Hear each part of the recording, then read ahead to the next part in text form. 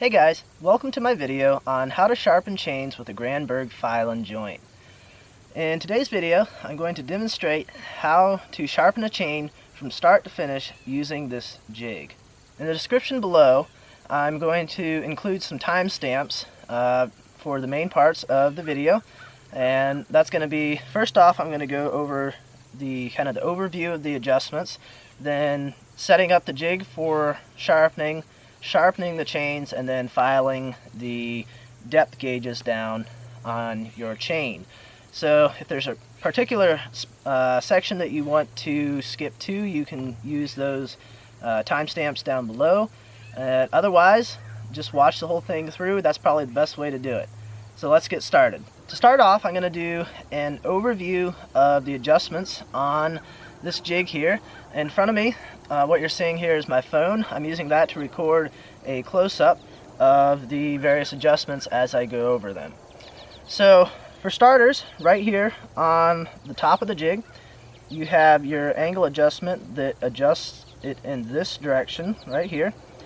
And over here it's a very similar one, except it adjusts the tilt kind of around the chain like that. Both those have a wing nut underneath here that will loosen and tighten it so that you can adjust those, and there are little increments in there that it will stick into, so that way it will set to the precise 5-degree increments that you have on here. This one right here raises and lowers the jig from the chain. And one thing to note with this is right here it says each mark equals 0.01. So that means that each one of these numbers that you turn on here will raise or lower, depending on which way you turn it, the file 1/100th of an inch. Now that is very important to remember, because that's going to come in handy later when we are setting up the jig. And next adjustment is underneath here, and it is this little black knob. Now what this is a stop, and this will run into the bar here on your jig, and that determines how deep you can file into each cutter. That's another very important thing to set up, and I'll go over that in a bit. Down here you have a little thumb screw. You got one of these on each side, and that controls the clamp here, which will hold your chain in place, so that way it's not rocking back and forth as you are filing on it. And then finally right here we have another thumb screw, and this is what clamps your jig to the bar of your chainsaw. Okay, now on to setting up the jig to prepare to sharpen your chain. Now first off, a little disclaimer here. Always consult the owner's manual for your particular chainsaw. Every chainsaw is different, so if you want to get the maximum efficiency out of your chainsaw by sharpening the chain to your particular specs, always take a look at your manual so you know the best way to do that. All the numbers that I'm going to be using in today's little demonstration are particular to my saw, so that means that they may not be the correct numbers and angles and whatnot for your saw. So always check your owner's manual so you are doing it properly. Now before I start setting up the adjustments on here, I would like to say that setting this jig up is much easier done than said. It's going to take me longer to explain it to you in the way to properly do this than it's going to take you to actually do this. After you've done it a couple times, you're going to know what your numbers are, and you'll just be able to set it up in no time flat. However, to explain each part, it's going to take a little bit longer. So bear with me on this. It's going to take a little while to go over how to set it all up, but it's going to be well worth it in the end. So let's get started setting up the jig. Now, I'm going to say, first off, I've got my little cheat sheet right here with my numbers on it. That way I don't mess anything up while I'm going through this. So if you see me looking over here, that's what it is. The saw I've got here is an Echo CS3000, and the file size for this saw is a 5/32 round file. Per Granberg instructions, the way that you place the file into the jig is with the tang, which is this end down here that's kind of got the square side on it, into the handle of the file, and then you would tighten down these little thumb screws like this. When it's like set up in this format, the way you're going to do it is you're going to set your angle, and then you are going to push the file from the inside of your cutter out.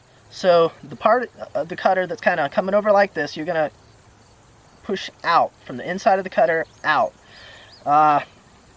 I've done it like this. It works fine. However, I prefer to pull the file instead of push it. Now that means that instead of having the tang in the handle, I am going to flip it around and have that sticking out the other end of the jig. Now, as I said, this isn't the way that Granberg states to set it up. However, I have had no issues with it.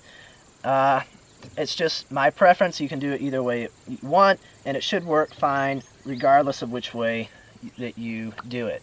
The angle for my chainsaw, and for the angle that's in this direction like this, is 30 degrees. Now, on here you can see the 35-degree mark right here. So we'll go in one closer than that at 30, and then tighten that little wing nut that's underneath there. Next adjustment is our adjustment in this direction that kind of pivots around your chainsaw cutters. For me, that's 0, so that's real easy.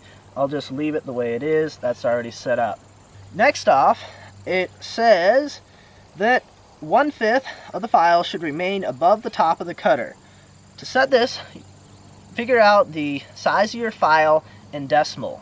So for a 5/32 file, that works out to about 0.15. So this makes it really easy because they say 1/5 should remain above the top of the cutter. So that means I need 0.12, or 4/5 of the file size, below the top of the cutter. Now you may be wondering, wait a minute, how am I supposed to figure out that that much is below the cutter? Well, it's really pretty easy, because what you're going to do is move one of your cutters so that it is directly below your file, and then you're going to take your file, kind of move it back and forth, and feel if it is hitting that cutter at all. Now here it isn't, so what I'm going to do is I'm going to come over here to the height adjustment and lower it 1/100. That's it, 1/100, just like that. And I'm going to do it again. Now, oh, look at that. You can hear it hitting the top of that cutter. So what I'm going to do now is I'm going to take it down 12 ticks on this dial here. Because each one of these is 1/100, I need to take it down 12 hundredths so that it is 4/5 below the top of the cutter. So I'm at a 6 right now, so I want to take it down 10 and 12 ticks, okay? 12, there we go. So now I have my height adjustment set up.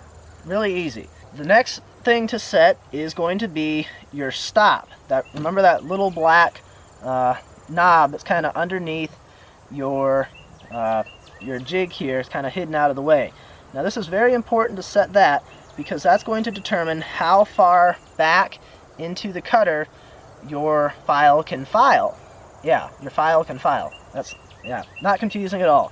So, as far as I know, there's no real set in stone way to set this. There's no increments on there, and you're never going to really know for sure how much is on your file, how much you need to take off. It's going to depend on how dull it is. So what I'm going to recommend is that you go ahead and take a few swipes with your file and on that cutter, just like this, and then take a look at it and see if it looks like your cutter is well sharpened. Now, how is it well sharpened? Well, that's kind of in the eye of the beholder. Hopefully you've done some other types of sharpening before, and you kind of have an idea, of what something looks like when it's sharp, how it feels when it's sharp, and you're going to be able to tell that. Once you have it to a point that you think it's good and sharp, you're then going to get that file in there, tie it up against your cutter, and then turn that knob out until it's just barely touching, okay?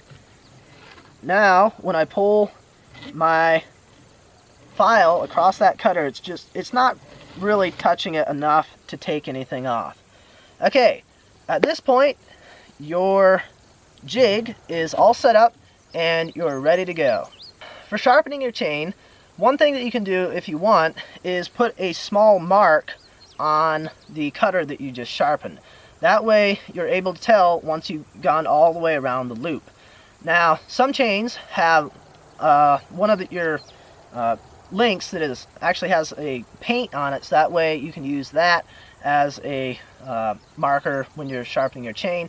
However, you don't really need to worry about it too much, because since you've got that little black stopper under there, it's impossible to over sharpen one of your chains.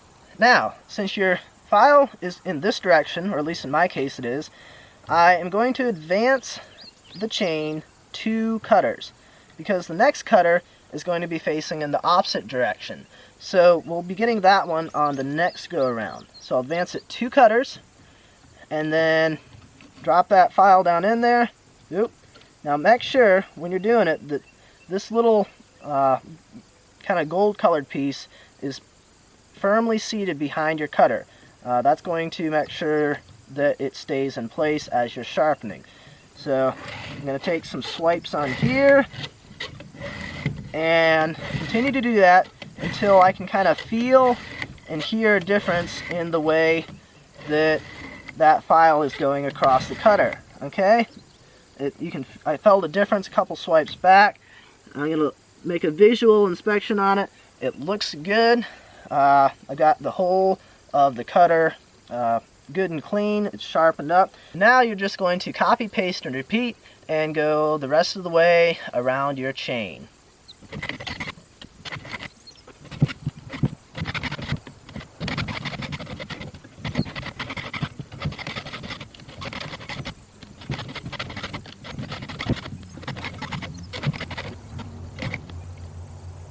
Okay, it's just that easy. That took all of maybe 3 or 4 minutes to go all the way around on one side. So now all we're going to do is loosen up this wing nut right under here. If I can turn it the right way, there we go. And we're going to flip it to 30 degrees in the opposite direction. So I'm going to actually turn the whole saw around like this, and then set that to 30 degrees. Just that easy. Now everything else is going to stay the same. Our height is going to stay the same. The stop underneath here is going to stay the same, especially the stop. If you change that, the one side of your cutters is going to be sharper than the cutters that are going in the other direction, and that is going to cause your chain to cut in circles. So it's very important that you leave that stop in the same position for both sides. So now all we're going to do is line up the cutter from this direction and go at it one more time, get them all done on this side, and then we can move on to the depth gauges. Okay, and that's it. Gone all the way around the other side, and all of your cutters are now sharp. Okay, so next up, we're going to file the depth gauges on your chain. Now the depth gauges are this little part of the kind of the link of your chain that is right before your cutters. And as the name implies, the depth gauge governs how deep your cutters can go into the piece of wood you're cutting. So there's a couple different ways that you can file these down. One method is to use one of these things, and here's a couple different styles. One of them, it's got the little dip in the middle, the other it's got on the end. They both do the exact same thing, and the way they work is, for this one you would set it down so that that depth gauge is just poking through the hole in your depth gauge filing guide thing. Okay, and at this point you would take a flat file and then file that depth gauge down until it is even with the top of this little dip in your depth gauge filer here. The second way you can do it, which is a method that I prefer, is you can actually use your filing joint right here to file those down. Now, to do that, of course, you're going to have to remove your round file from there and then get yourself a small flat file. Okay? So what you're going to do is take that and position it in here just like so. Tighten those little thumb screws down just like that. Now, at this point, you're going to have to adjust the height on your jig here, because it's very important that you get the right depth on your depth gauges. If it's too shallow, it's not going to bite much wood. If you get it too deep, it's going to bite too much wood and it's going to bog your saw down, and it will also greatly increase the chance that you're going to have kickback on your saw. So, for my saw, again, my personal saw, yours may be different, the depth that I need to be is 0.025 below the top of the cutter. Okay, so once again, I'm going to raise my jig up. Oop. And if I turned it the right way, that would make it go a whole lot better. I'm going to raise the jig up here and then position a cutter directly underneath the file. Now, it's not hitting, so I'm going to slowly lower it a little bit at a time, 100th at a time. Still not hitting, and right there at the 4, it's just hitting on top of the cutter. Now be careful here, because you just sharpened your cutters and you don't want to take this file across it and mess up that nice sharp edge you put on there. So just, very lightly, test it to see when it hits. Once it hits, don't rub it anymore across there. You're good. As you recall, stay up there. There we go. Is that gonna work better? There we go. Okay. As you recall, each one of these increments on here, each number equates to 100. Now, I need to drop down my depth gauge 2.5 hundredths, or 25 thousandths, or 0.025 lower than the top of my cutter. So, it's at the 4 right now. I want to drop it down 2.5 of these increments. So, lowering, I'm going to turn it counterclockwise. So we'll take it 1, 2, and kind of guesstimate a half. Okay?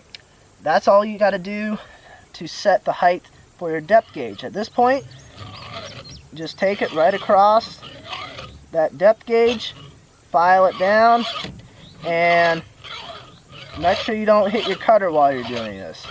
And as soon as it isn't taking anything off, just go to the next one. Now, of course, you don't have to skip any cutters at this point, because all your depth gauges are going the same way. Also, I should have mentioned a little earlier, I've readjusted my file here to be kind of on the 0 degree mark, so it's just going perpendicular to the saw. I can just take that, file it down, just like that, move to the next one, and proceed to go the rest of the way around my chain. Okay, and we've gone all the way around doing the depth gauges. Now, I'm going to remove the jig from the saw. And at this point, if you've got a file with a little handle on it, it works really well, because what you've done is you've flattened the top of those depth gauges, and you kind of created a little bit of a corner there where it's now flat on top, then it kind of comes out, you got a corner, and then it curves around. So you want to take a little flat file like this and just really gently take off that corner to make sure that it's round all the way around your depth gauge. Doesn't need to be much. Just go around, hit it a couple times on each one, and you're good to go.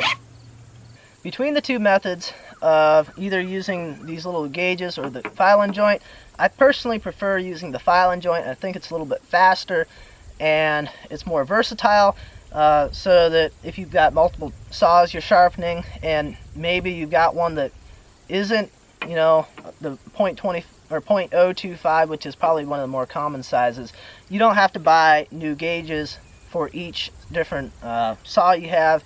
You can just use this and set it for each one, and then just buy your standard little flat file that'll fit in there, and you don't have to spend money on these things right here. And also remember, whenever you sharpen a chain or put a new chain on, flip your bar so that way it wears your bar evenly, because you're going to be putting more wear on the bottom than you are on the top since you're generally cutting down. So flip your bar, that way it's wearing it evenly on both sides of your bar. So now that you've done that, you are ready to go out and use your freshly sharpened chain. As you can see, this jig is a really versatile tool. You can sharpen your cutters, you can file your depth gauges with it. I mean, it's a great little jig to have. And honestly, I didn't even know all the capabilities that it had when I originally bought it. Speaking of which, when I purchased it, I think I paid maybe 20 or 25 bucks for it. And if you're paying $5 a pop to get your chain sharpened, you can do the math and figure out that you're going to save your money many times over by sharpening them yourself versus having someone else do them. It only takes me maybe 10 or 15 minutes, probably 15 minutes to sharpen a chain. So if you figure it costs you $5 a chain, you can do 4 in an hour. You're saving 20 bucks an hour if you've got multiple chains to sharpen. And not only that, but all my chains are kind of tailor sharpened to the exact specifications so that it runs best on my saw. Now if you do have multiple chains to do, this can kind of be a con of this jig, is that since it's a bar mounted, you have to either mount your bar in a vise, so that way you can easily put the chains on and off. If you've got several chains to sharpen, you're going to have to put the one on, sharpen it, take it off the bar, put another one on, sharpen it, take it off the bar. You know, you're going to have to go through that, so it can be kind of a negative aspect of it.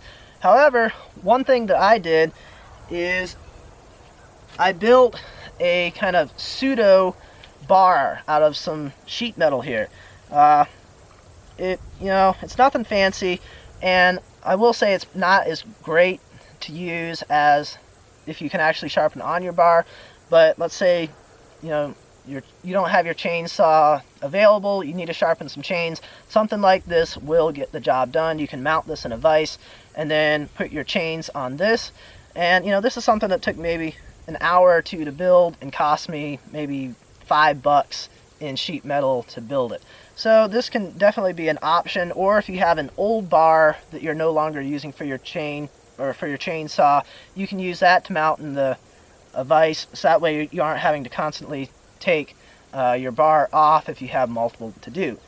Overall, I mean, this is a great tool. I'd recommend it to anybody. But obviously, of course, you can make your own opinions on that. So that's going to be it for this video.